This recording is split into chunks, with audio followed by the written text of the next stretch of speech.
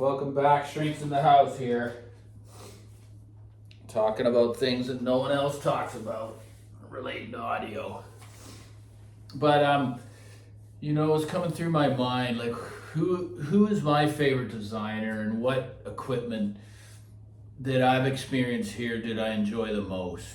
And if I was to rebuild a whole system from scratch, which designer would I go with? Well, I've had the pleasure to enjoy Blue Circle audio. For probably 15 years ago, I got a taste of Gilbert. His name now is Angela Gilbert Young. He's a very unique character. To himself be true. And whatever and however people want to live their life, if that makes them happy, that's awesome.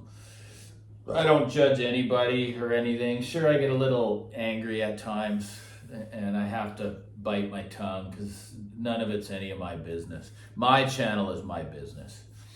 So, I just think the guy's a real genius as to his philosophies, how he builds. I love it's borderline garage quality, and it has this industrial vibe, plain and simple vibe to the aesthetic. His new stuff, I'm not the hugest fan of the look of it, but I guarantee it's going to sound unbelievable. There's a few YouTuber dealers that are on YouTube that talk a lot about his equipment, and good for them. It's a good way to get it out there because, Gilbert's gear has always been obscure on the marketplace. It's one of those boutique companies, right, that people want to stay away from because they don't understand at the end of the day, this is about having real music in our living spaces. You have to forget about, I'm not going to be able to sell it. Well, how long are you going to have that mentality until you finally just accept something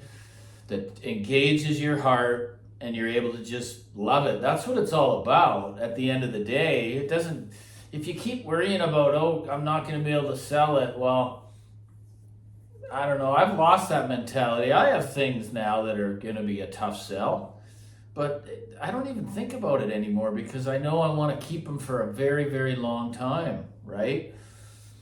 So, I've had a lot of his early components. Some people hate that he uses the,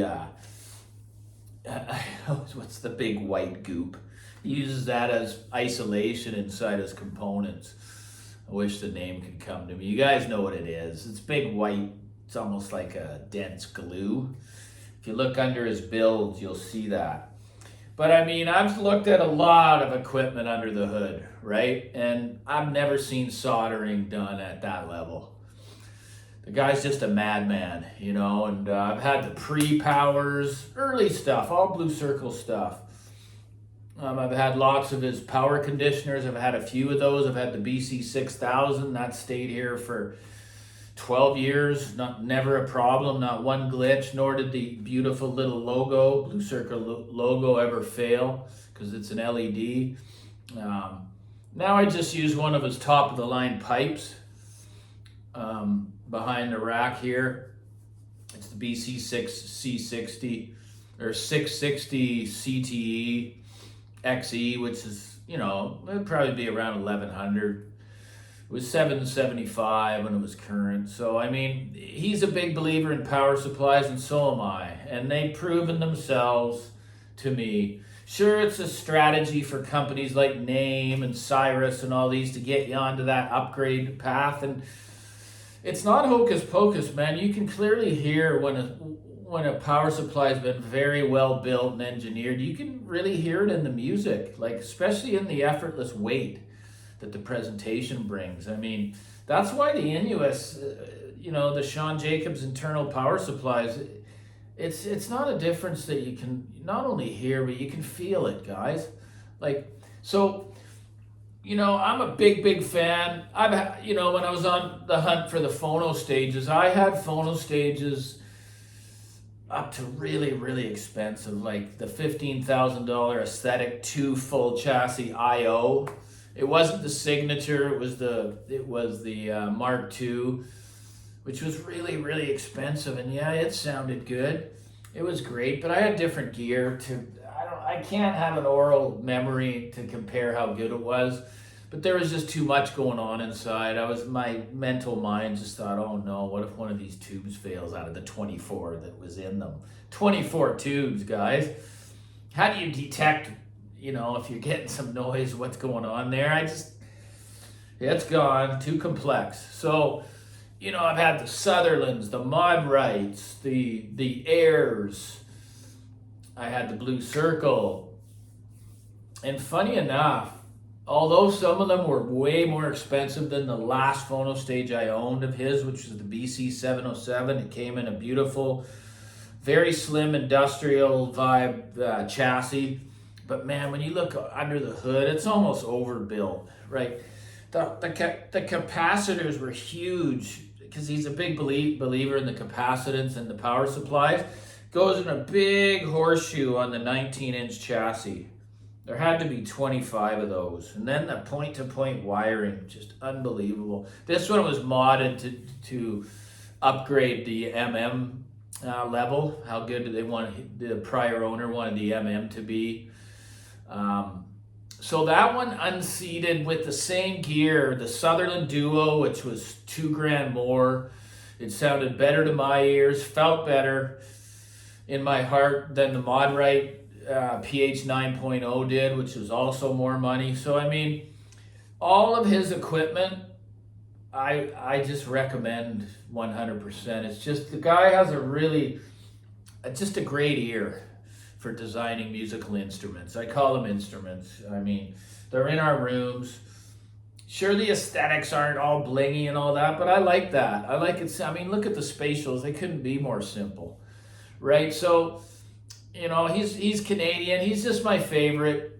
He's my favorite guy, and now he's talking about a lot of his secrets right online to the world. So, yeah, he's an odd cat, but I like odd cats. I like people that aren't afraid to be who they are, and to unveil the truth about what they do and how they build their equipment. But yeah, if I was going to go that route again, the only component I have left is the old Blue Circle power conditioner. It's a 6-input pipe. Those pipes are so cool. And when I got it, I had no idea it was going to be so big and heavy. Like, it was a substantial piece. And do they make a difference? I don't know, guys. I just like to know that my stuff's plugged into something that's going to keep my equipment quiet and safe. And that's it. Do I go hog wild spending thousands? No. A little bit higher. But anyways, I mean, So next thing I want here is Vegas. Okay, you see. sorry for that interruption, but things are just going to be as they're going to be. I'm no Hollywood production. But I'm sure loving the new room. It's so much bigger than the camera shows. It's a perfect, I'm 6 feet away. Just being engulfed by the music, especially by the spatials. It's big, open sound, guys. Lightning quick bass. But anyway, yeah. If you're on that gerbil wheel, it's hard to get his stuff used, especially the phono stages, because they're so good, guys. Even his DACs, which I haven't tried, but I just trust in Gilbert. I trust in his ear because I've had so much of his stuff, and I just loved every one of them. So yeah, that's just some content on my favorite designer. And his stuff's not uber expensive either. So, there's only a couple dealers in Canada. I don't know if there's any in the States, but I'm a big fan, guys. Like and subscribe. If you want to support Audio Shrink, you can send a super thanks right there in the text bar. It's pretty simple to give back because that's what I do here. I'm giving back. Take care.